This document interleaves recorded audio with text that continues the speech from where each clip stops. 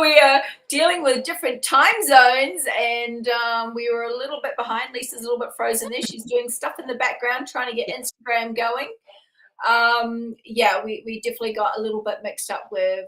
We've both had daylight savings, so we're trying to deal with different time zones. So we're good.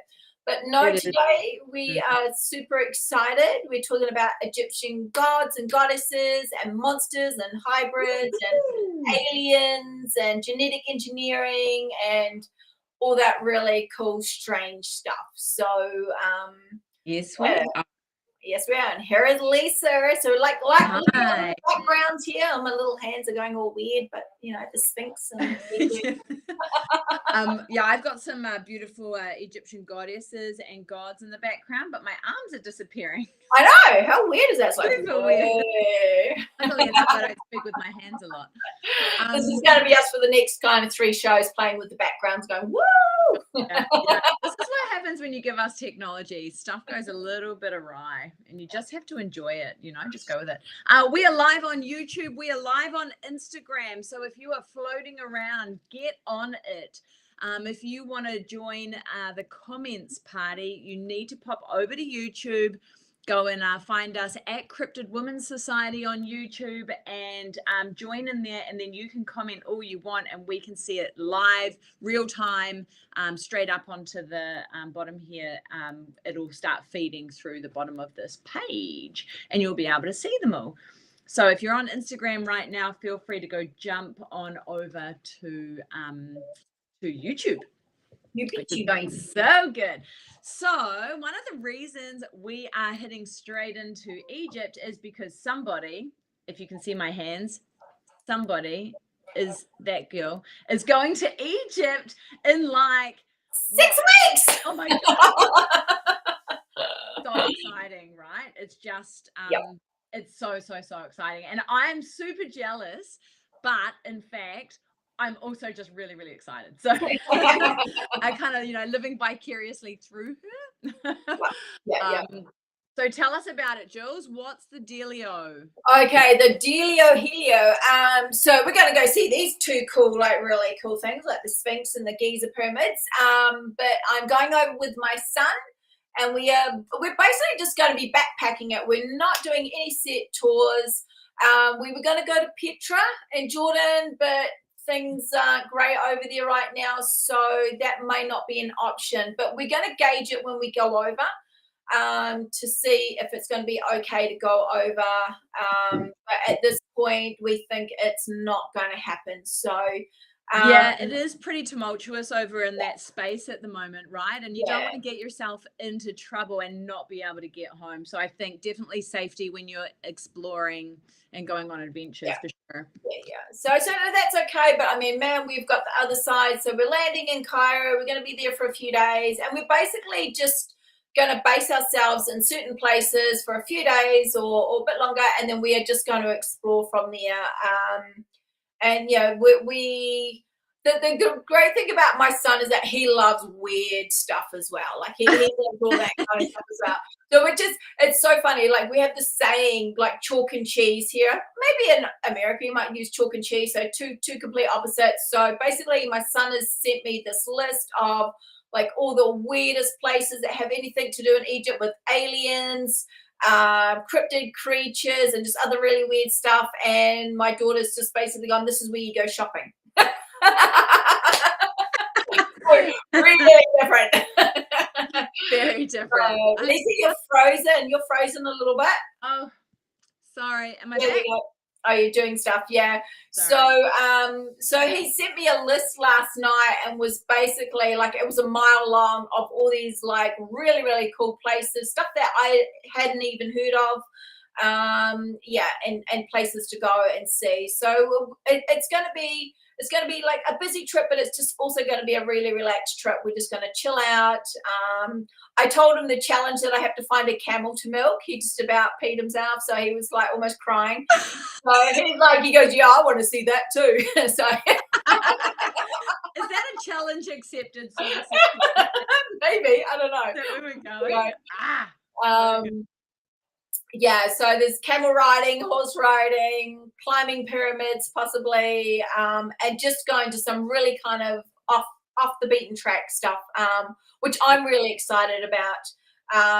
I've shown Lisa this morning a couple of the places that he found are like these like little weird shops, which are kind of like your off the beaten track shops, which have got like cryptid stuff and just weird stuff and stuffed animals and like really creepy people looking statues. Yeah. Just really odd. Another one which looks like it's got a giant three-headed dragon, or maybe I'm not quite sure what that was. So it's like massive. A underwater aquarium grotto thing, which all these things are like thousands of years or hundreds of years old, and just insane, kind of weird, creepy stuff. And obviously you're going to go to like, the pyramids of Giza. You'll go. Oh, yeah, absolutely. Yeah. We will do all the main attractions and Luxor and the Valley of the Kings and all that stuff. But, like I was saying, I really want to go and see, is it Khafre's, the smallest pyramid at Giza. That's a real interest for me. Khufu's the king. Khufu made the smallest pyramid. Oh, Khufu made the smallest one. Yeah, see, this brain's not going. But so I really want to go and see that, because then he's got the three little the pious little pyramids in front of him, and we're one of his queens, which is one of his sisters. Family. And the other thing you're going to go and do is find the hieroglyphs of the helicopters and airplanes. Oh yeah, that's right down south. And the hieroglyph of the giant light bulb. Yeah. So that's in Hathor's temple. We're going to see the helicopter hieroglyphs. And then there was the other temple that we're talking about today, which I'd never heard of before, which apparently shows pretty much what we're covering today, shows cryptozoological or crypto creatures, but also shows like some form of experimentation, which apparently is in these hieroglyphs.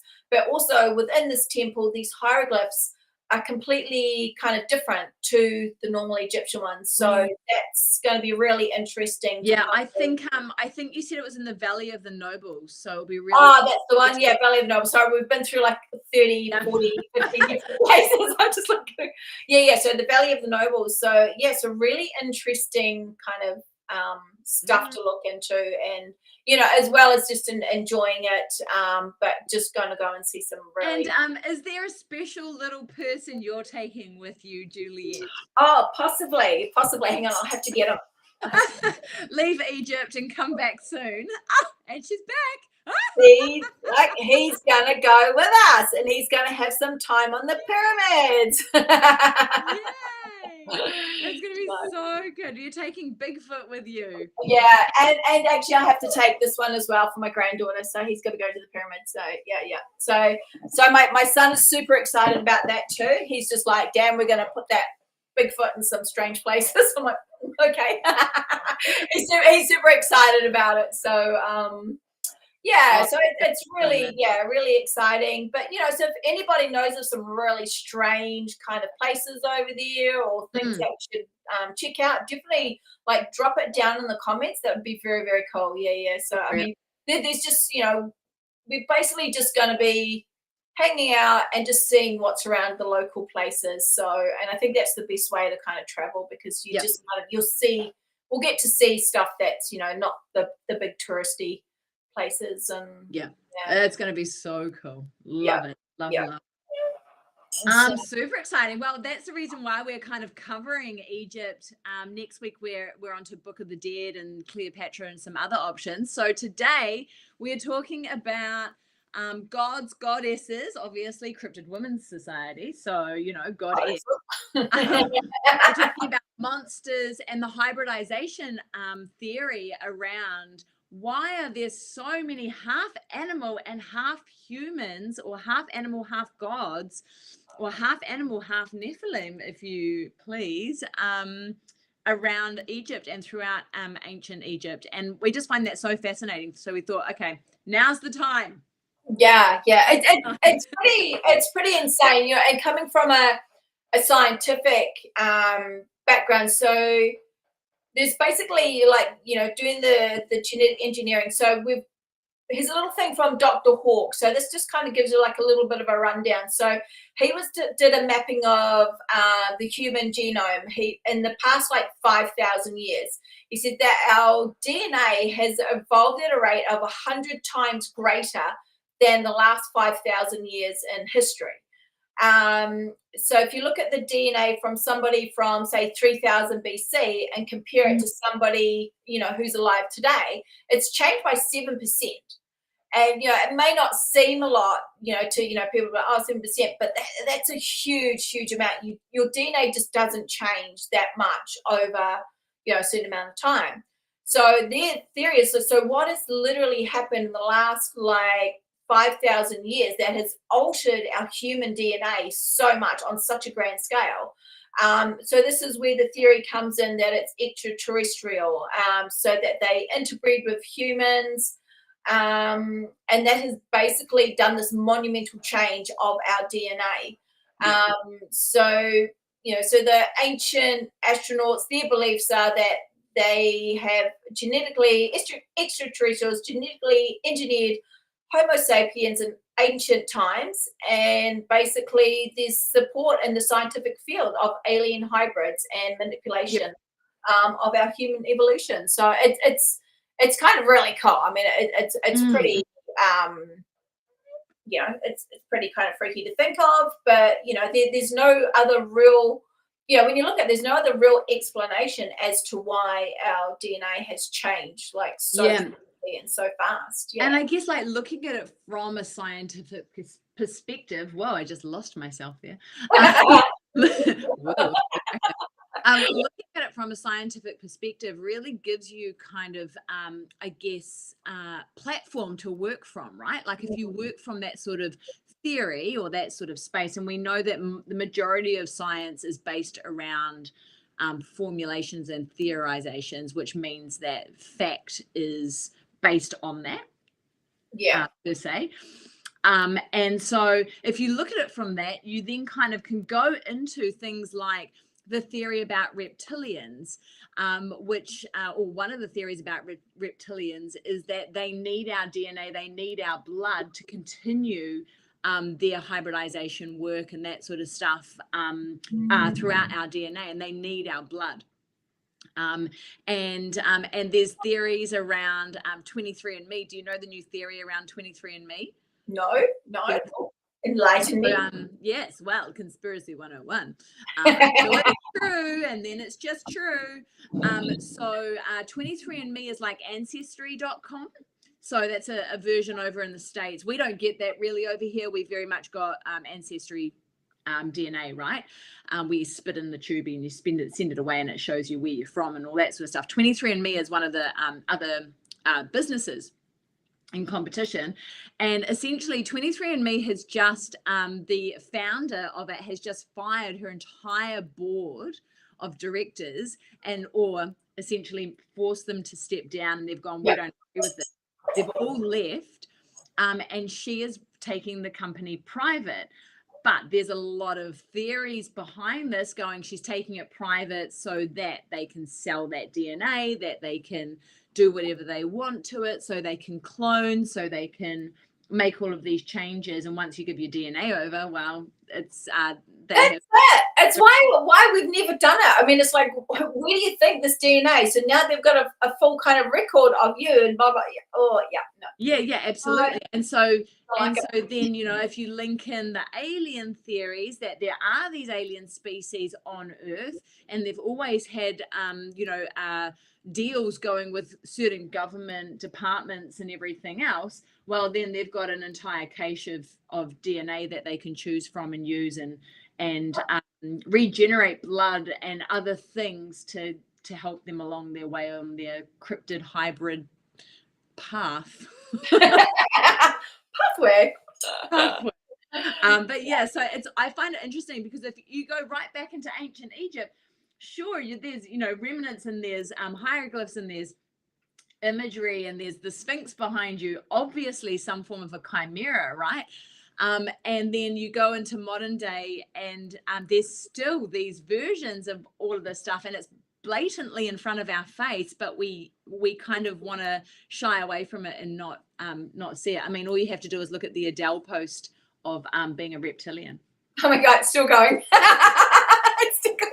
There's stuff the other day I saw Joe talking about, wow, it's still going. I just dropped that little tidbit in there from Joe. I've imagined Enigma Files. Thanks for taking care of that, you poor bugger. Like, it is just still going. So that's I can't believe that thread about Adele is still kicking off. Ooh, absolutely amazing. Funny. Anyway, so reptilians have to come into this though, because reptilians are one of the ancient aliens that were in populating the earth, and they essentially had this giant war, and they got pushed underground. So, that's the theory. So did they initially spark off the hybridization program, essentially that program that was in ancient Egypt? Anyway, that was the theory. I know. So I mean, that's it. I mean, there's so many different theories, but I think going back to about the genetic testing and stuff and people, I think it's a fair thing. People don't want to know the truth. There's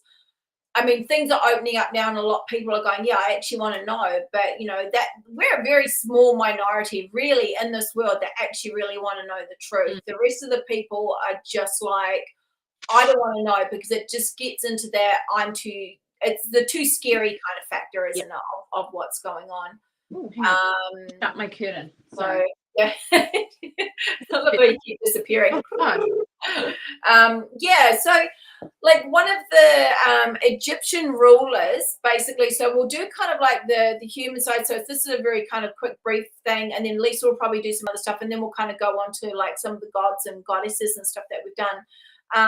So I'm probably going to destroy this now. I keep trying to say it, then I stuff it up, and then I say it right, then I stuff it up. But Anunnaki, so he was an ancient Egyptian pharaoh. So he ruled during the 18th dynasty, so which was around 1353 to 1336 BCE. He's sometimes referred to as the alien pharaoh. So there's kind of several factors that kind of come with this, and why they think that he is an alien hybrid. So where do we add the pictures, Letha? I don't know. Oh, damn it, we were going to add some pictures in here. So you just hang on. So you can click on the little plus button underneath, Juliet. Yeah. Click on the plus button. Yeah. And go image. There's no image on here. It's got presentation, screen share, extra camera, local video. So no. Oh, you suck. Yeah, I suck. Okay, cancel. Send it to me. I can show you. Okay, virtual background. Okay, hang on. Let me just I'll try and load up a picture of him. Where is he? It's going to be probably a little bit crappy in my background, but let's give it a go. Yeah, that's not a very good one. Oh, yeah, no, that's rubbish. That's rubbish. Too big. Here we go. This one. Why don't you send it to me on? Oh, there we go. There's his face. There we go. Cool. So that's his face. I'm going to look at his little. You can drop it in the chat here, Jules, as well on the side there. Oh, I'm pretty sure you can drop it. You can drop it in there, maybe. Okay. All right. Well, I'm not going to worry about that right now, because that will just. We're struggling. You can see his freaking face there and his big cone head. Anyway, so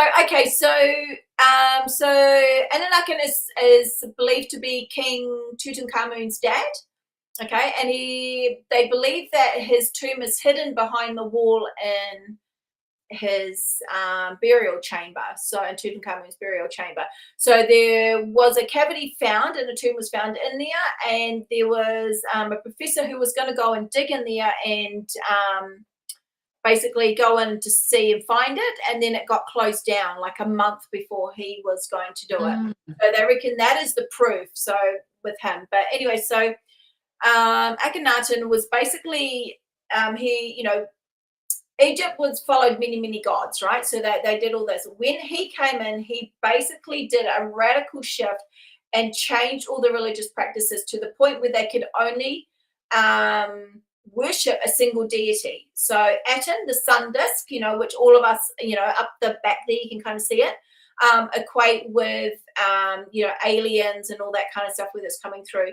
So he basically went round and was like, that's it. This is the only one that you can worship. End of story.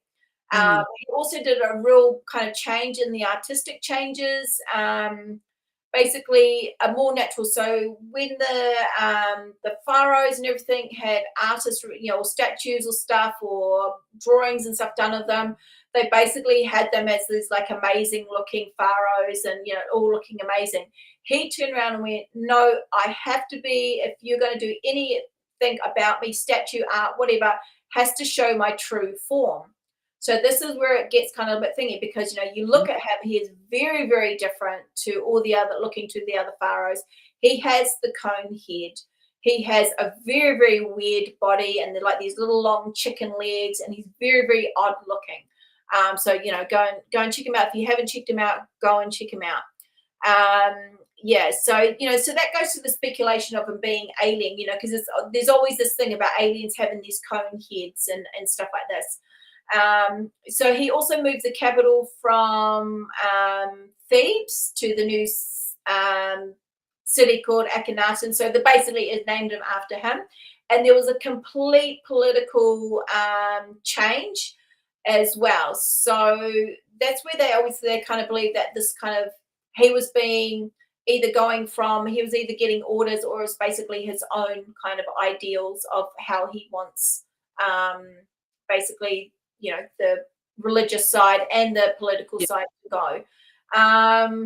So this is kind of what they're saying, but ancient astronaut theorists claim that there is evidence and found in history about gods mating with humans throughout kind of all world cultures, that they always talk about these otherworldly beings, whether it be aliens, gods, demons.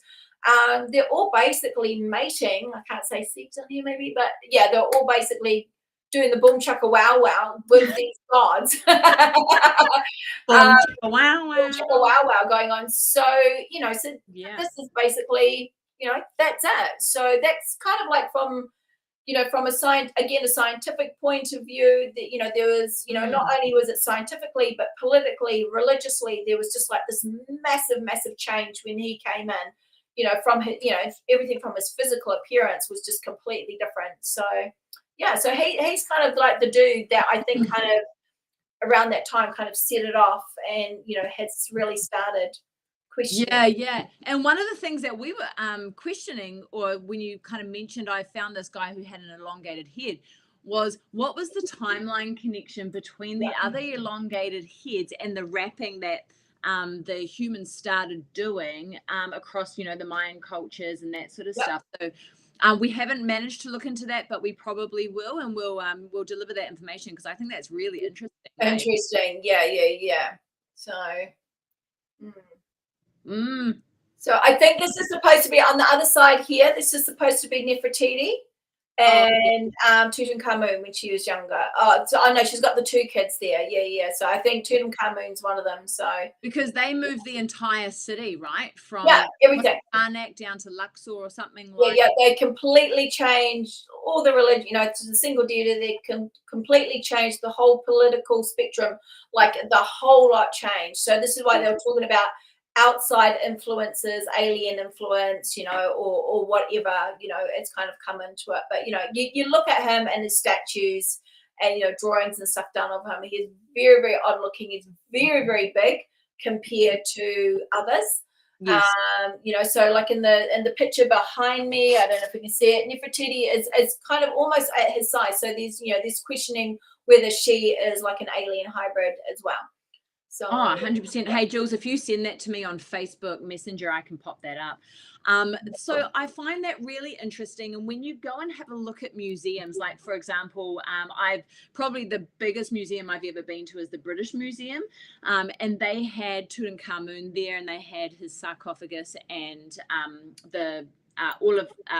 or a lot of artifacts that were found in his tomb.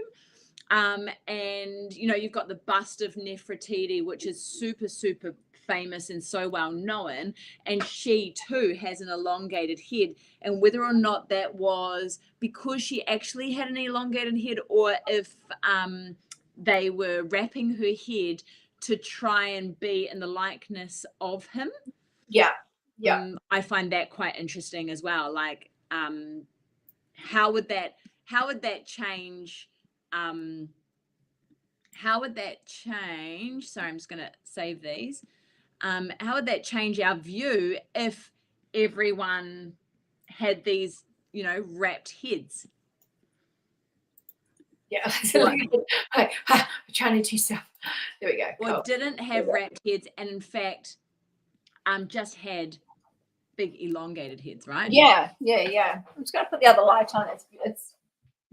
We've had the most delightful weather here, and it's just getting darker and darker inside. All my lights on, I swear, all my lights are on, but it's just Sorry, just 1 second while I try and figure out how to do this. Cinema mode. Woo! Sorry.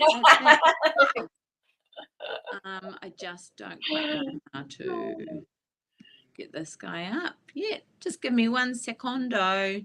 Thanks, team. Upload. Woo! there we go. So he's pretty massive, and that's not helpful for No, okay. things. Good to know. Right. They're a little smaller. Okay, going back to where we were. We'll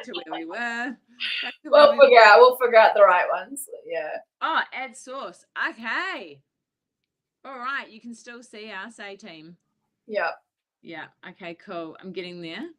What about this guy? Upload. Look, obviously we're challenged. In more ways than one. Fuck me. I just okay. Yeah, oh my god, I did it. Is it gonna work? Can you see that on Instagram? There we go. Yay, we'll just wait for it to come up onto Instagram. Okay. I am all right. I don't know if that's coming up on Instagram. It doesn't I'll have a look. Oh, it does. Yay. Okay, so Juliet, talk us through this Juliet, talk us through this picture that's above us at the moment. Okay, so above is like the sun disk. So this is like, what they approach. So you can kind of see, so like on the ancient astronauts, they always say, you kind of you go look at the pictures, and so they're always saying that the sun disk is basically an alien ship, and so it's basically all the stuff coming down. So this is him. I think this is possibly Nefertiti and the kids and stuff there. They're all just hanging out. But this is them worshipping. Basically, but you can kind of see his body's strange. He's got that long head. I don't know, like I'm trying to see if that's Hathor's, like I'm trying to see who's on there, but yeah, so he was very kind of strange looking. His body was very, very strange looking. He had this weird kind of pot belly, these long, like they describe it as like these long chicken legs. Just kind of really, really odd. So yes, hang on, I've got a really good one to give you right now. Hold on, let's see if I can anything right now, to be honest. Okay, let's see if I can figure this one out, because there's a really good one of his body that will show you just the kind of weirdo here. So this one's just coming up now. I mean, look at those features. I mean, just such a long elongated face, the head, and just completely different. Yeah, he's got big eyes, like those. You can imagine those eyes opening right up. They'd almost be round, wouldn't they? They'd kind of have that. Well, they're very alien grey looking, are they not? I mean, like those big kind of oval. Yeah, which basically go around almost the entire freaking face. Yeah, absolutely. And we know that, like ancient, pharaohs, they always embellish themselves into being taller than what they were or larger than what they were. I mean, like ancient pharaohs, along with the rest of the population, would like to be an extra couple of inches taller or a little bit skinnier. We do right now. No filter here. Okay, so this is all real. But yeah, so I mean, you were saying that he wanted to have an exact likeness of himself. That was all of his art, his statues, the drawings, the cave scribings, everything had to look like him. He would not accept anything that was not the exact likeness of him. So this is him. So really, this is kind of one of the true the truest forms, the truest looking things that you could say, like, because you've got all the other pharaohs, but they all look very, very similar, Okay. so there's a few kind of features that are different, but they all look very, very similar. Whereas you're just like, okay, this is kind of what he looked like, which is just so interesting, just very, very interesting. Yeah, for sure. And I think they have full statues, don't they? Don't they have full, like, Yeah, huge, he's got chicken legs. yeah. Yeah. So so this is her Nefertiti. So there we go, and like the kids and stuff, and again the sun disk, and basically, there was a very, very kind of a big part. So he was very religious when it kind of came to that side of stuff. So Yeah, really exciting. Can't wait to go and see these. Can't wait to go and see Tutankhamun's tomb. We'll kind of knock on the wall, like, hello. yeah, absolutely. Are you still there? He's not there anymore. Go find. What I want you to do is go and find some secret doors. That would be super cool. Oh my god, yeah. Without getting arrested. It's not like New Zealand and Australia. We can't trespass. I'll end up in prison for like 10 years. We'd be like, she never came back, so I'm doing lives by myself now. Hey, cool. So the other thing that we wanted to talk about was goddesses, and we kind of figured, like, there's a lot of goddesses that are hybrid with animals, right? And we chose one each, and Juliet's told me what she's done, and I haven't told her what I've done. Okay, you go. Show me what you've done. Yeah. Okay, cool. So I'm going to leave us on this. Is this okay here? Do you guys like this? Well, are you going to put up your picture?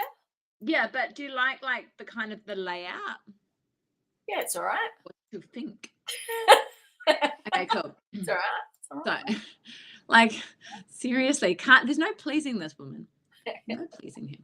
Okay, so this is, and she's coming. Here she comes. Here she comes. So there's so many female goddesses as far as Egyptian deities go, right? And so I kind of figured I would choose one that I know is interesting more than anything else. Yes. And if I can get this picture up, I love her. I think she's really, really cool. And she is a goddess called Taweret. Everyone say it together. Taweret. She is Taweret. She is the hippopotamus goddess. Look at her. She's a hippopotamus. She is the goddess of childbirth and fertility. And I've got a little bit of information on her. And then there was a couple of points on her that I really loved, because she's not necessarily a deity of the royals and the pharaohs and that sort of stuff. She's a deity of the people, which I really, really love. She is in everyone's homes. If you would to go into an Egyptian home, they would have Teweret in their house. They would have a whole heap of little statues or whatever of this goddess. So let me read a little bit to you. Are you still there? Are you all good? We're all there. I've got terrible internet, so I just want to make sure that I'm not freezing on you. No, you're not freezing. It's all good. Okay, so Teweret is the ancient Egyptian goddess of childbirth and fertility, symbolizing strength and maternal care. Her benevolent nature extended beyond maternity, with amulets and household items bearing her image used to protect against malevolent forces. So not only was she there for childbirth and fertility, she was also there as a great protector. She was depicted as a hybrid creature with the body of a hippopotamus, the limbs of a lion, the back and tail of a Nile crocodile, and the breasts and belly of a pregnant woman.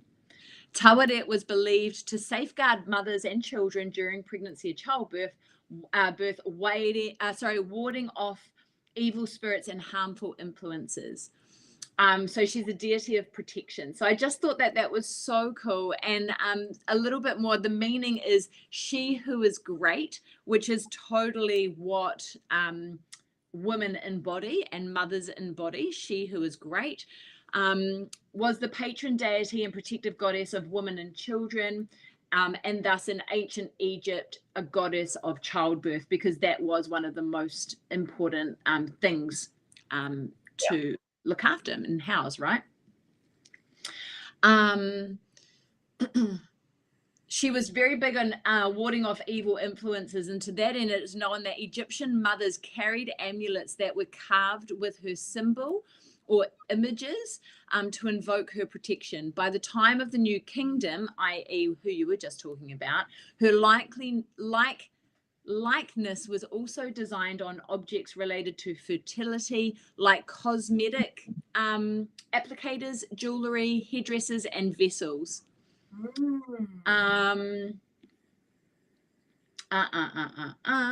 They were just talking about her look and the hybridization of the different creatures or the different. I know. So what would you say? Hippo. So she's hippo, lion, Nile, a crocodile, and then human, woman, pregnant belly, and breast. Seriously, like doing genetic engineering. What would? Yeah, 100%, and that's why. That's one of the reasons I chose her, because she is so many in one, and she is an ancient deity. She's not new, she's old, you know, and so it just really symbolizes that hybridization theory, and you can see how those theories have really kind of taken hold, right? Interesting fact about Tawaret. The Minoan genius, a mythological creature with the head of a hippo from ancient Crete, was probably derived from the Egyptian hippopotamus goddess Tawaret. However, the Minoan genius was venerated as a demon or a lesser deity, albeit good-natured, in the Minoan religion, and its worship even spread to the Bronze Age Greeks. And that was something that we were talking about when we were talking about monsters and chimeras.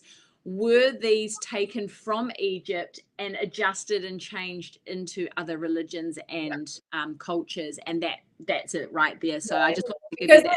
It is, isn't it? You know, there's several different things, even with who I'm doing, you know, there's other cultures that have got very similar. You know, and that's it. Were these hybrids, were they being taken or were they new ones? Or, you know what I mean? Is it's kind of like, is this really absolutely absolutely, and you kind of you start questioning, okay, so if all of these goddesses and gods were hybrids, then like what started this whole idea of hybridizing humans into animals and gods and all of this sort of stuff? I mean, it's not something that I've ever thought of before in my brain.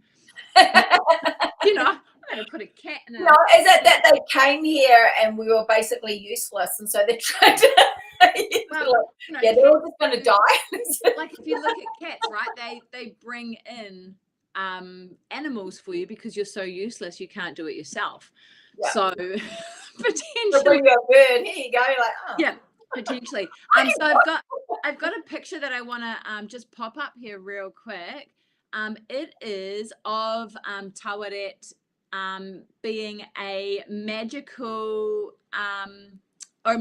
container in the shape of the deity. So this is the back of it. I don't know if you can see this picture very well. Just wait for it to pick up on Instagram.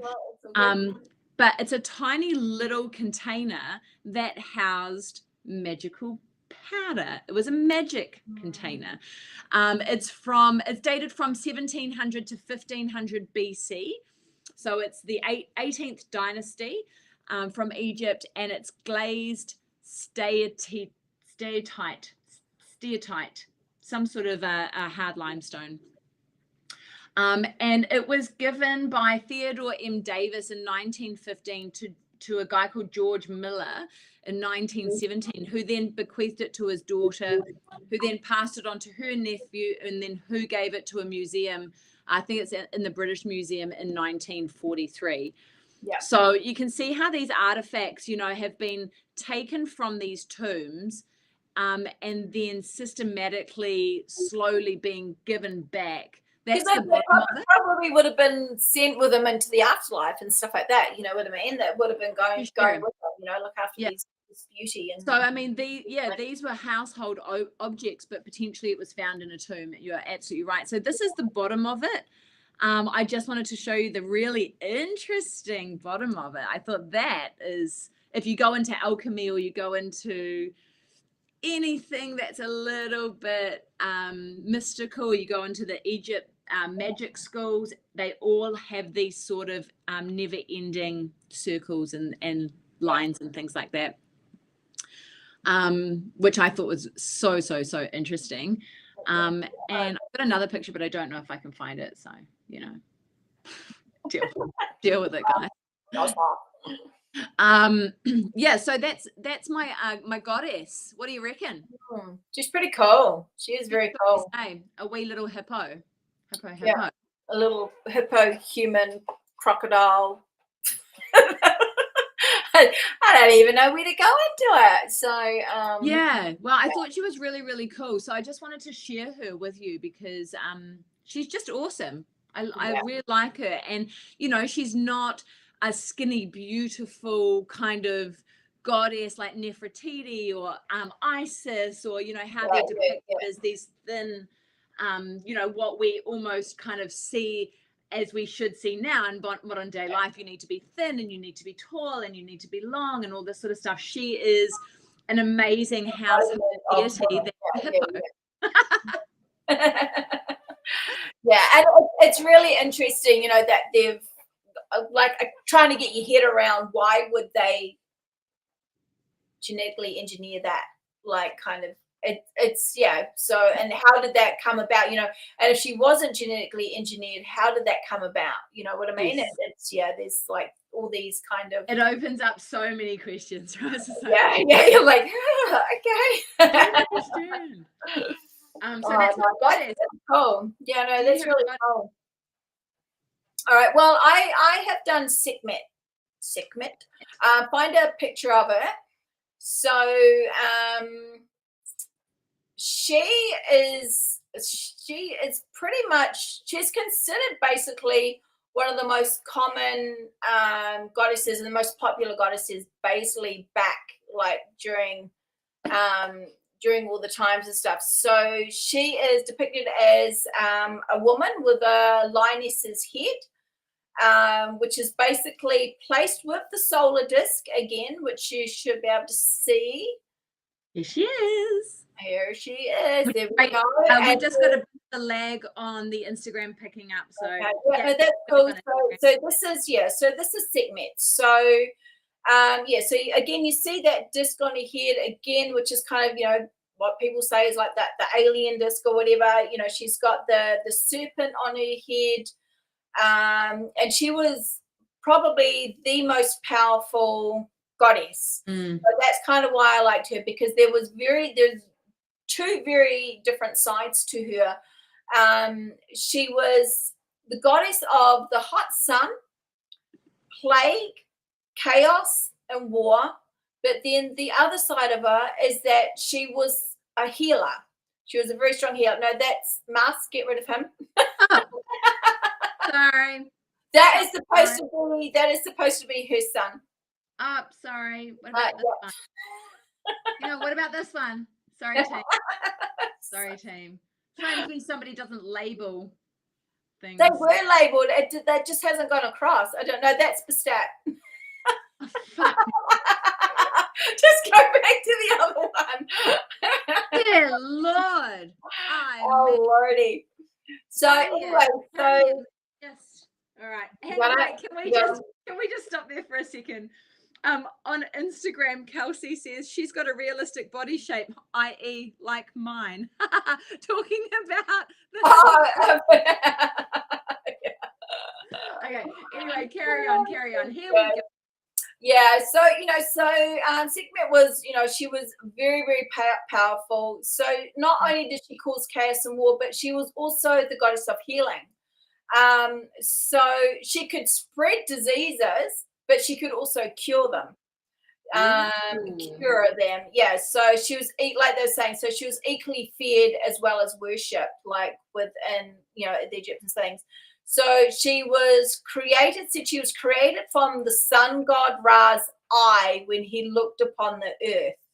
So I found that really interesting, so that's how she was basically born. So she's come from above and down. And Ra created her as a weapon to destroy humans for their disobedience to him. And Oh, for wow. and for not living in accordance with the principles of Ma'at. So yeah, Wow. very, very interesting. I kind of was like, wow, okay, so she was basically sent down to destroy humans. Yeah. So she was very dangerous. So she was very, very dangerous. So Sekhmet, so her name, so like throughout kind of the hieroglyphics and kind of writings and stuff. So her name means she who is powerful or the one who loves Ma'at. But many of her other kind of descriptions were like really terrifying. So she before evil trembles. This is how she's been described throughout the times. The mistress of dread. The mauler. So I wonder what happened there. And the lady of slaughter. Oh God. Yeah. So she is, but then again, like we're saying, but she had this very, very caring side, and she would heal the people. So it was basically, here I'm going to basically F you up, but here I'm going to come back and be nice to you. So now you're going to basically obey me and do as you're told, because now I'm going to heal you. Yeah. So she was basically bipolar. Yeah. I'm having a good day, I'm having a bad day. Oh God, don't get her on a bad day. Oh my God, actually, that was me this morning. That's my banshee moment. Yeah, we went to that. Very I'm like, hey Lisa, how's it going? Great. I need to ring you back. Stop playing with the granola. Like, oh God. But so she was considered the god of Ptah and the mother of his son Nefertum. So she was okay. So then this goes back to the other picture that you're doing, was the god. So it's the other lion with the picture, the double one that you did. Yeah. Sorry, okay. I'm messaging. Totem Tilly says typical cat behavior. Yeah. It is really, isn't it? Yeah, it is actually. That's so funny. Yeah, so this is Mahis. So I probably said that wrong, but this is supposed to be her son. So he is he's a war god. So basically that whole line, they were basically brought down to basically cause chaos and war and stuff. And then, okay, let's find Bastet. So she's also considered the sister of the cat goddess Bastet. So we will and we're going to find her about here-ish, and let's just see if she comes what that one looks like. Challenges accepted, and it may be doing something. Bear with us, team. Bear with us. You're doing so great. Thank you for waiting for us. It's interesting because, you know, we love cats, right? And I know there's a lot of women that have a connection to the cat, but we don't want to kill everyone all the time. No, not even our cats do. They're too freaking lazy. So here's the stats. So she was the goddess of protection, pleasure, and the bringer of good health. So she had, you know, so I think everybody's seen. So there's kind of two versions of it: her with a cat head and the female body, or her as the black cat, which generally has like a gold earring and stuff, you know, kind of stuff like that. Oh, so, sure. Yeah. So she was worshipped also as a deity. But she was a lot nicer than her sister. So it was, you know, so it's really interesting that they kind of get them as they're related, because we all know that cats and lions and, you know, all that kind of thing aren't really that related. It's quite different. Yeah. Totally different. Yeah. So it's interesting how they've kind of put them together as this family unit, and but really interesting, you know, that, you know, Sekhmet was, you know, she was like this very, very powerful, dangerous goddess, and so she's very cool. I like her. So I love how you go for a nice one. I go for a real angry. Angry one. I know, right? Well, I knew that you were going for an angry one, and I was like, oh, I don't want to like double it up, but Iron Bear 89 has just said the kitchen knives are killing me, and so now Oh, I'm like, I know. Well, we've got the knives. Yeah. I should have got one with kitchen knives too. I am going to slice you up. Yeah. I feel a bit stabby today, apparently. So I thought that was really. Are there any more images here, Jules, that you want me to show? No, I just did the other one of Bastet. So just kind of because people might recognize that one a little bit more, the little black cat one. Oh, so this one, yeah. So Bastet is a really beloved, powerful deity. Yeah. She is loved, and you know she's really kind of sweet compared to her nasty little sister. So yeah, protection, pleasure, and bringer of good health. Yeah, so the other picture might come up, but Sekhmet is basically the most represented deity in Egyptian collections worldwide. So she was, again, you know, kind of like there. This is probably the image that a lot of people will recognize of Bastet. Yeah. I mean, she's everywhere, right? She's a real cat. Like when we look at that, we kind of go, okay, you're the cat that I identify with. You're in my backyard, sort of thing. Versus the human hybrid or the god or the humanoid hybrid animal kind of situation. And so the reason I wanted to talk about her because like it shows her in two forms. So was she a shapeshifter? Ooh. Yeah, so that's kind of why I like it because it shows her in two forms as the cat but also as the cat woman. Was it a shapeshifter? Shapeshifter. Yeah, just hi Mike from Tactical Bigfoot. He's come up on the messages. Great question. Hey Mike, was she a shapeshifter? Drop it in the comments, you guys. Was she a shapeshifter? Were these hybrid gods, in fact, shapeshifters? Could they shift? Could they? Yeah, I mean that's it. So, but so that was Sekhmet. So you'll see a lot of her stuff around. You know, she's got some pretty cool stuff. But yeah, she's very, very, very feared. And even to this day, you know, these kind of you know, there's stories about her and stuff like that. She's the one that you don't want to upset. So okay, we'll look after that one. Look after her. Hey, talking about you know, cryptids and creatures that shapeshift and that sort of stuff. I've got a couple that I want to share with you. Can I do that? Is that okay with you? Yeah, you got pictures. Can you actually load them up for you? Gone. Just bloody disappeared, haven't they? Isn't that just interesting? So I just downloaded a whole heap of imagery that I was going to load up here, and the whole lot of it's gone. Apparently, Mike's more of a dog person.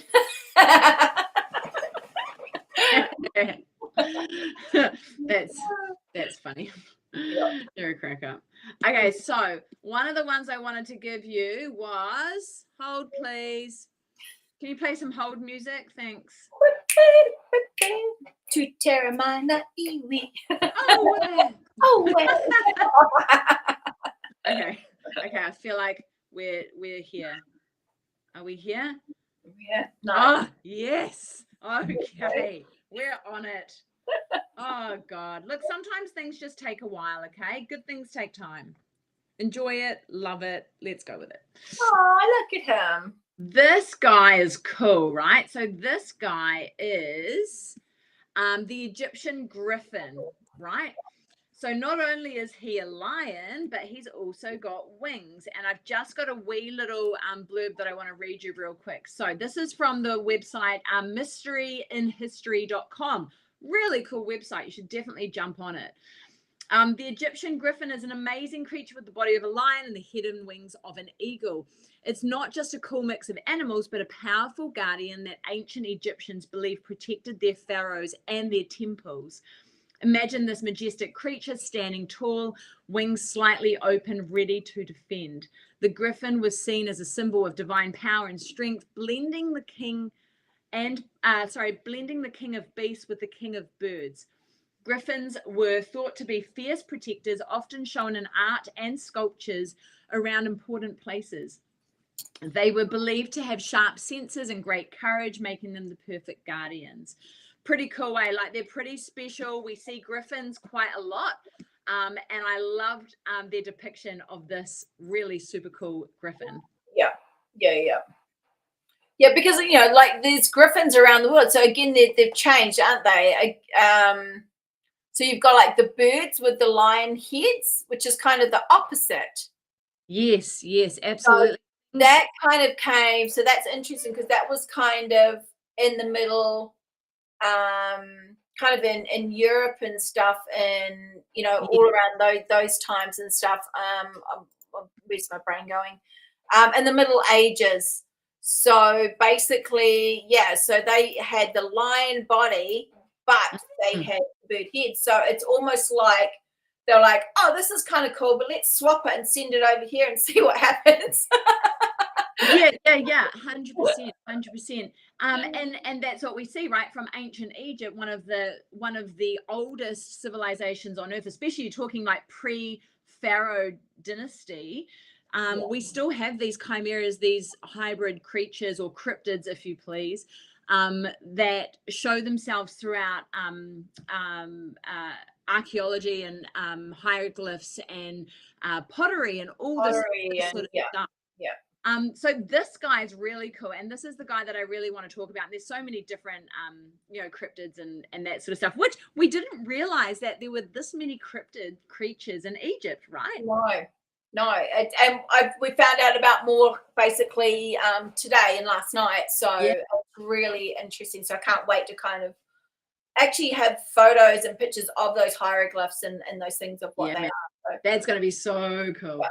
So this guy, what a cool picture, right? This guy is a serpopard, which is essentially a serpent mixed with a leopard. That's a lethal combination. Yeah, right. So in this picture, he's seen with a long tail and more of a leopard, but I've actually got a couple of other images that come from kind of Egypt, ancient Egyptian times, that show it on a different perspective, where he's got a super long serpent neck and then a body of a leopard. So let me just read you this real quick. Oh, Mike's saying you're frozen. Yeah, she's frozen when she's looking and reading stuff from the screen. Can you hear me though? Yeah, we can hear you fine, but as soon as you out, it freezes. Yeah. Bloody annoying, isn't it? Just ridiculous. Okay, anyway, I'm just going to read this to you quick, so bear with me, team. So the serpopard, which is a stupid name, but it turns out that they can't figure out what the name was in ancient times. So this is the modern name, right? So the serpopard is a wild mix of leopard and snake with the body of a big cat and a long snake-like neck. This mythical creature pops up in ancient Egyptian art quite often, showing off its unique and weird appearance. Imagine seeing this leopard with a super long neck slinking through the desert. God, that would scare the living crap out of you, right? Yeah. Ancient Egyptians seem to have a thing for mixing animals to create powerful symbols. The serpopard is one of those, blending the strength and agility of a leopard with the flexibility and danger of a serpent. So let me just flick back in here. I've got a really cool picture of an amazing wee pot. It's really interesting, isn't it? Really, really interesting. Oh I've never heard of him before, so he's a new one for me. Yeah. So this guy was found. He's going to pop up very shortly. You can actually go and see this in the British Museum. I believe he's in at the moment. Obviously, they tour a lot of these artifacts around. We'll just wait for it to pop up on Instagram as well.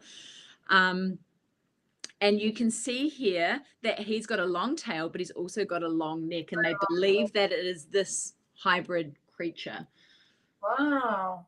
That is the serpopod. Yeah, okay. How do you spell it? Serpent leopard. He is spelled SERPOPARD. Okay. So serpopard. Yeah. Anyway, it's a stupid name, and we'll come up with a better one. So it's almost like he's still got like a little bit of like a leopardy face by kind of looking at this. Yeah. So he's still got like the leopard face, but he's got the snake neck, and it's just really bizarre. Cool. Really, really bizarre, but wow. And so things like this happen quite often. Does it say where he's seen, kind of in areas or temples or anywhere that he's seen mostly, or? Let's have a quick read. Terms of history, researchers have not found the ancient term for this Egyptian monster. He's been seen on Egyptian ornaments.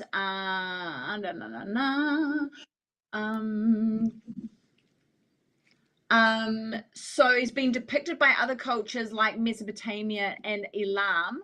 However, their representations were different from Egyptian artworks. For example, the cylinder seal of Uruk, which I just had this picture of, and it has disappeared off my computer, and this happens sometimes. I don't know why it happens. But yeah, it's gone. There's two sauropod-like creatures whose necks are intertwined. And basically suggesting cooperation and synthesis. It doesn't say where these were found, but just in Upper and Lower Egypt, basically coming together. So it will be somewhere in one of these. Yeah. So it'll be in a few different places. Yeah, he is actually quite well known. Like, you would probably recognize some of the other artifacts that he's on, because he's seen quite often. I suppose because sometimes we're not always looking for those ones, aren't we? We're always kind of looking for the more popular stuff. So it's like the other little ones. So, we've probably seen them, we've probably skimmed over them, but never actually really noticed. Yeah. And you don't know until you actually physically start looking for them. Yeah, absolutely. So yeah, I found him really, really interesting.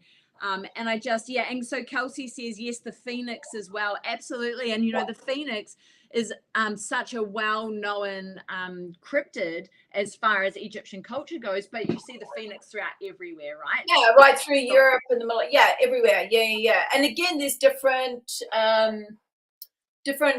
variations, isn't there? It's different. Yeah, so everything's like a little bit different. So it's like, do we make it different for this one, or maybe that didn't work? Let's swap it. So yeah, really interesting. But I really like that. I really like the whole the line with the wings, and then the other way it's like I'm just like, what? Yeah. It's pretty cool, eh? That's pretty cool. I like that. And I have one more for you real quick, okay? And this, I know I'm freezing, sorry. I've got one more for you. So I've just gone to find these things because they keep deleting off my computer and I'm not quite sure why. But I've got a wee interesting theory that I thought you might be interested in. Hold on. This guy here. Just load your shit. Just bloody load.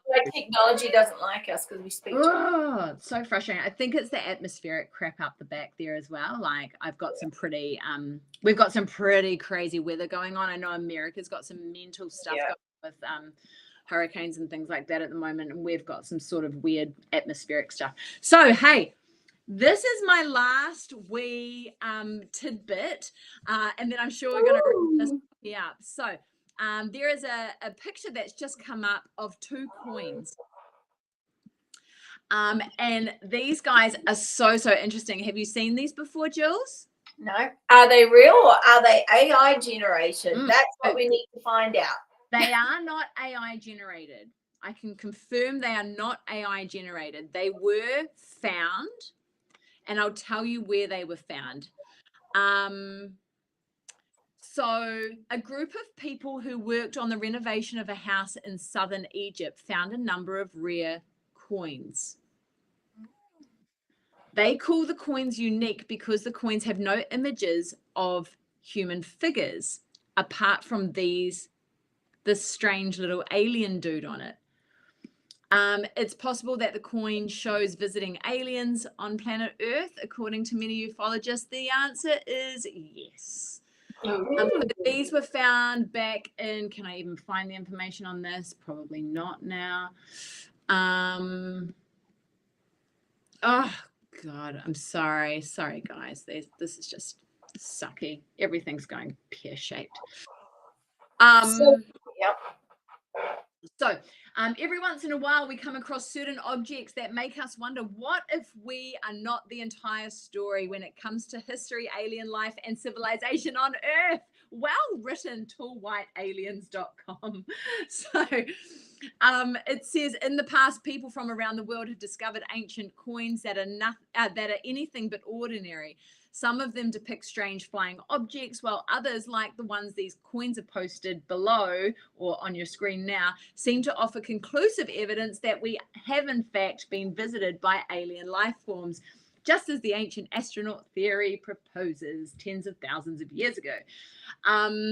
So these were found under some guy's house, as they were saying, to renovate and this sort of stuff.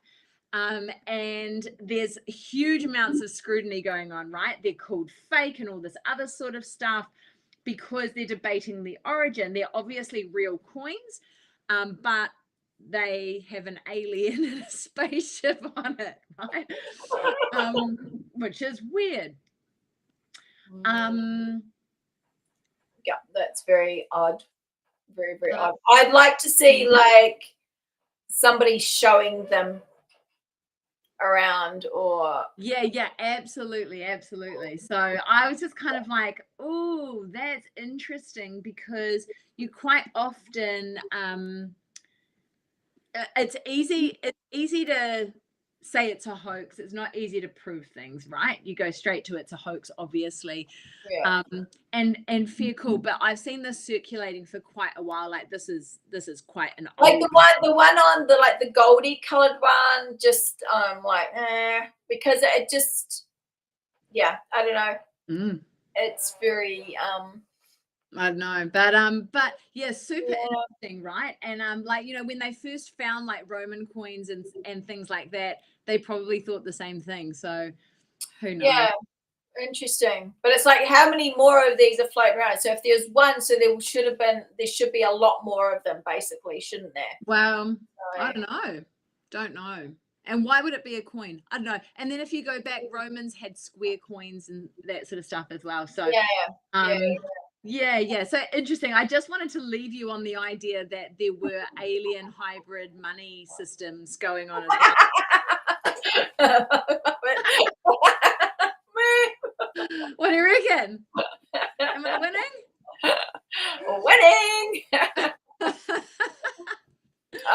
That's funny. So there you go. A little bit of alien coin going on, yeah. That's funny. That is. So, really what are your thoughts on the hybridization theory, Jules? What's a theory? Oh, look, I mean, there's not really many other ways to kind of explain it. You know, it's like they were seen as these real deities, these real gods, that they were what was seen. So, if they were actual physical beings that they made, you know, art out of and all that kind of stuff, so then there must have been some type of genetic engineering hybridized, or, you know, is it, you know, like they're saying, you know, they've just basically kind of people gone, oh, I'm just going to put this symbology, together, symbolic, and, you know, all the rest of it. Yeah.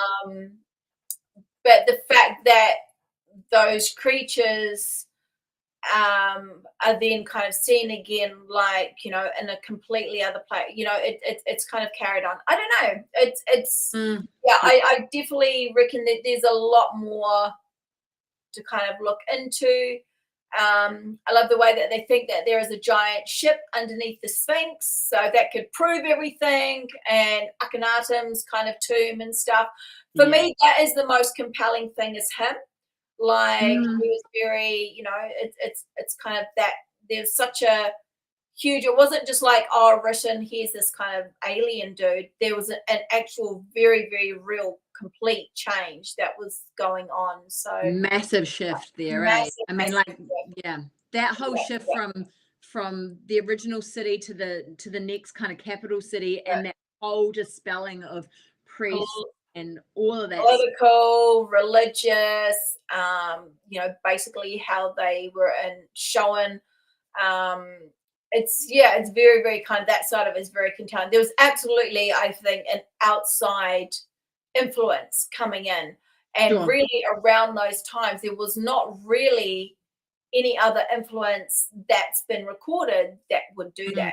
You know what I mean? That was kind of, whether it be Rome or, because that was many, many years later. So, and then talking about this genetic, from a scientific point of view, you've got the genetic changes that we've had. So, yeah, there's definitely, I absolutely believe there's something going on there. Aliens, very possible. There's like some alien influence that's coming down. So yeah, 100%. I mean, for us to sit here and say we're the only ones on Earth is just, oh yeah, no, the only ones in the solar system is just ridiculous. And to think that they haven't been to Earth, you see these megalithic structures and they're just phenomenal. And we talked about the pyramids of Giza last week, and that conversation was so interesting because when you lay all that information down, as skilled as the workers were and these Egyptian people were, there's no way that they could have created that. You're talking over 1 million rocks. Yeah. I think it was 2.5 million rocks to make each pyramid. And like the other tomb that we found out about today was something like 72 ton, and they reckon there's crypto animals in it, like with the bulls, and so that's something else that we'll go into. That's something that we found out about today. That there's this basically this massive tomb, and they reckon that these animals are basically in these tombs and stuff like that. So, it's spooky, man. It's freaking cool though. It's freaking cool. Hey, we've got announcements before we wrap this up. Number one, if you have not heard about the Lost Monster Files, it goes live tomorrow, October the 9th on Discovery Channel. Check out our friend Britt, who comes up with her beautiful t-shirt. She is Brit_investigates. Go and jump on her Instagram page, follow her, show her a whole heap of love, because her and her brother and one of their mates is absolutely changing the cryptozoology space. On international TV. I think it streams live November, so we'll be able to see it in November. But if you're in the States, please share, show them some love. The Lost Monster Files, which would be, and the more support that we show to these fields, it's just it opens up a whole lot more doors, and also it becomes a little bit more mainstream. Then people are more willing to come forward and talk about their experiences, and I think that's what's been happening, is that they're going, oh, it's okay, I'm not so crazy, and other people are speaking about these experiences, and they're willing to normalize. Yeah, absolutely. And that's how you get funding into the industry, and then we can go on lots of trips and do expeditions and take you all with us. The other thing that we must tell you about really quickly is at 2:30, so in 1 hour, we have Kathy McBride join us for our very first Shadow Talk Quickie. It is in the members portal on cryptidwomensociety.com. If you want to come and watch that live, she is one of the most well-known mediums in New Zealand. She is coming on to talk about forest folk and entities and elementals and so little interesting creature thingy majiggies. If you want to be a part of that, all you have to do is get a Truth Seeker membership. You can do that at cryptidwomensociety.com, and you can ask live questions and you can get live answers. And that's the cool part, right? People that know what they're talking about get the information that you want right now. So if you want to jump on there, get involved, y'all. Well, thank you everybody for joining us, and this has been a really fun and really interesting, and it's definitely, can't wait to go over there and take some cool photos and kind of find out what the locals, what do the Egyptian people think about, all of like these theories and stuff like that. Again, probably could end up in jail, but hey. There's potential there. Hey, Jules, or deported. What are we talking about next week? I don't know. What are we talking about? The Egyptian book. Oh, Book of the Dead. Yeah, Book of the Dead is coming up. So, talking about magic and, kind of the afterlife, and so we've got like Anubis and all of them, and kind of what their role is in the Book of the Dead and going through to the afterlife. So that should be really, really interesting, because it's such a big thing. Oh, the Book of the Dead. So that's very cool. Check out the socials. There'll be a whole heap of information coming out about it as well. So, hey, thank you everyone for joining us. Thank you everyone over on Instagram for joining us. We love your beautiful faces. And thank you for putting up all our technical issues. And I'm sorry. We will get better at this. We love you all for sticking around and supporting us. I don't know how to get that picture off yet, so we'll figure that out later. All right, we love y'all. We'll see you Bye. Next week. I promise I'll be on time. Okay, bye. She's never on time, guys. Just don't even. Never. Okay, bye. We love you. Bye.